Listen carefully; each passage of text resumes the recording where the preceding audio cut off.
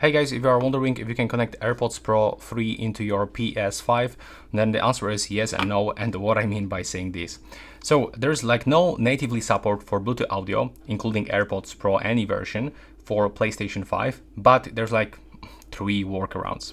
So the first one, you can use a Bluetooth adapter, the transmitter from USB-A or 3.5mm, and you can simply pair your AirPods with that adapter, but the microphone, it's not gonna work. You can also use Remote Play. So on your iPhone or Android, you can download the Remote Play application from App Store or Play Store, connect your AirPods into your iPhone or Android, and then you can actually play PS5 games using Remote Play.